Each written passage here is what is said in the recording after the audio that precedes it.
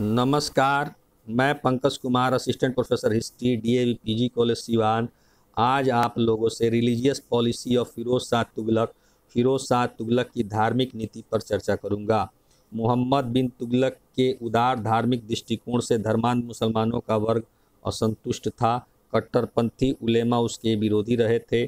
फिरोज शाह तुगलक को प्रमुख अमीरों एवं उलेमाओं ने सिंहासन पर बैठाया था। फिरोज शाह तुगलक इनकी शक्ति एवं प्रभाव से परिचित था। इसके अतिरिक्त वह स्वयं एक हिंदू माता की संतान था और इसी कारण इस्लाम के प्रति निष्ठा और हिंदुओं के विरुद्ध आचरण का प्रदर्शन करने को वह सतत प्रयत्नशील रहा, ताकि उस पर यह आरोप नहीं लगाया जाए कि वह एक अच्छा और धर्मनिष्ठ मुसलमान नहीं है। इन्हीं कारणों से उसने तुष्टीकरण की नीति अपनाई। उसने उलेमा की शक्ति तथा प्रतिष्ठा बढ़ाने का अनुसरण किया। फिरोज शाह तुगलक की धार्मिक नीति कट्टर सुन्नी मुसलमानों के समर्थन, उलेमा के प्रभाव से परिपूर्ण तथा हिंदुओं के लिए असहिष्णुता की थी। फिरोज शाह तुगलक राजनीतिक तथा लौकिक विषयों में भी उलेमा की सलाह मानता था। उसने इस्लामिक कानून और धर्मशास्त्रों की शिक्षा के लिए 13 मदरसे स्थापित किए। उलेमा वर्ग को धार्मिक अनुदान दिए गए। फिरोज शाह तुगलक सल्तनत कालीन प्रथम सुल्तान था जिसने शरीयत और उलेमा को राज्य शासन में प्रधानता प्रदान की।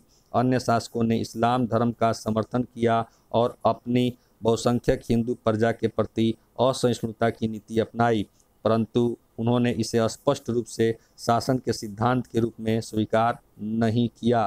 परंतु फिरोज शाह तुगलक ने उलेमा एवं कट्टर सुन्नी मुसलमानों के वर्ग के समर्थन के लिए शरीयत एवं इस्लाम के सिद्धांतों को अपने राज्य की नीति का आधार बनाया। फिरोज शाह तुगलक ने शरीयत के अनुसार प्रशासन चलाने के लिए कई कदम उठाए।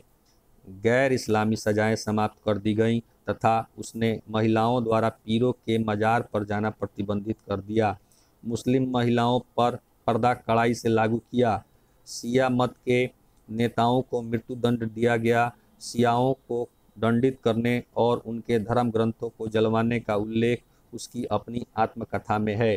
फिरोज शाह तुगलक अपने आप को कट्टर सुन्नी मुसलमानों का ही शासक मानता था। शियाओं, सूफियों, महदवियों आदि मुसलमानों के प्रति उसने कठोर एवं अनुदार नीतियां अपनाई, क्योंकि वे सुन्नी मत के समर्थक नहीं थे।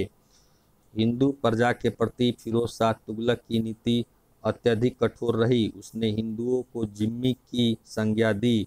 उसने मालवा, सालेहपुर और गोहना के नए हिंदू मंदिरों को नष्ट किया।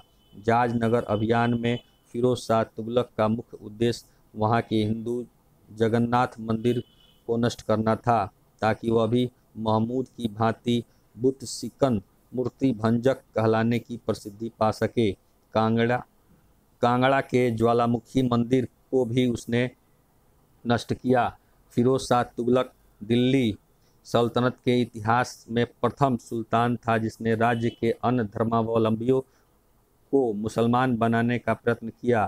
सुल्तान फिरोज शाह तुगलक ने नकद धन, जागीरें, उपाधियां, राजकीय नौकरियां देकर धर्म परिवर्तन को प्रोत्साहित किया।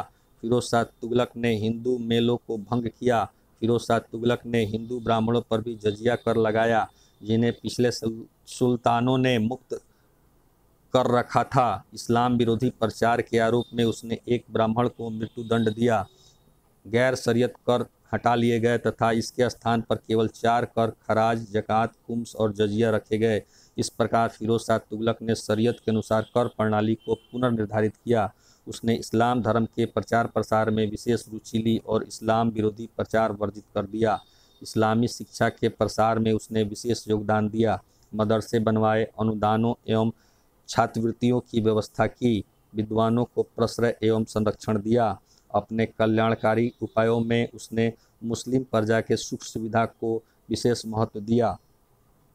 स्वयं को खलीफा का नायब प्रतिनिधि घोषित करने वाला फिरोज शाह तुगलक सल्तनत कालीन प्रथम शासक था। शासनकाल के प्रथम 6 वर्षों में उसने मिस्र के अब्बासी खलीफा से 2 बार अपने सुल्तान पद की स्वीकृति एवं खिलअत प्राप्त किया। उसने सिक्कों पर खलीफा का नाम उत्कीर्ण करवाया। उसके सिक्कों पर खलीफा ए अल हाजिम अल मुताजिद और अल मुतवक्किल के नाम मिलते हैं। फिरोज शाह तुगलक ने खुतबे में भी सुल्तान के साथ खलीफा का उल्लेख किया। फिरोज शाह तुगलक 1374-75 ईस्वी में बहराइच के सलार मसूद गाजी की मजार या मकबरे पर जियारत के लिए गया। इसके बाद उसने शरीयत के विरुद्ध कार्यों पर रोक लगा दी। उसने महल के सभी भित्ति चित्र नष्ट करवा दिए, सोने चांदी के बर्तनों को गलवा दिया और रेशम और कामखाब जरी के वस्त्रों के उपयोग पर रोक लगा दी। औफीक के अनुसार सुल्तान फिरोज शाह तुगलक अंतिम 15 वर्षों में अधिक कट्टर हो गया था। इसके बावजूद दूसरी तरफ फिरोज शाह तुगलक ने हिंदू दर्शन में दिलचस्पी ली, संस्कृत रचनाओं का फारसी में अनुवाद कराया, जैन मंदिरों को कुछ दान भी दिया। उसे संगीत से भी लगाव था, जिसे कट्टरपंथी मुसलमान अप्रिय मानते थे। अतः स्पष्ट है कि फिरोज शाह तुगलक द्वारा धार्मिक कट्टरता का प्रदर्शन व्यक्तिगत धर्मांधता के परिणाम से अधिक एक राजनीतिक बाध्यता थी। फिरोज शाह तुगलक की धार्मिक नीति उसके तुष्टीकरण की नीति का ही एक अंग थी। शरीयत को प्रशासन का आधार बनाकर उलेमाओं को नीति निर्माण का अधिकार फिरोज शाह तुगलक ने दिया, जो राज्य के लिए अत्यंत घातक सिद्ध हुई। इससे सुल्तान का पद शक्तिहीन हो गया, प्रशासन में अव्यवस्था आई और तुगलक साम्राज्य का पतन अवश्यंभावी हो गया।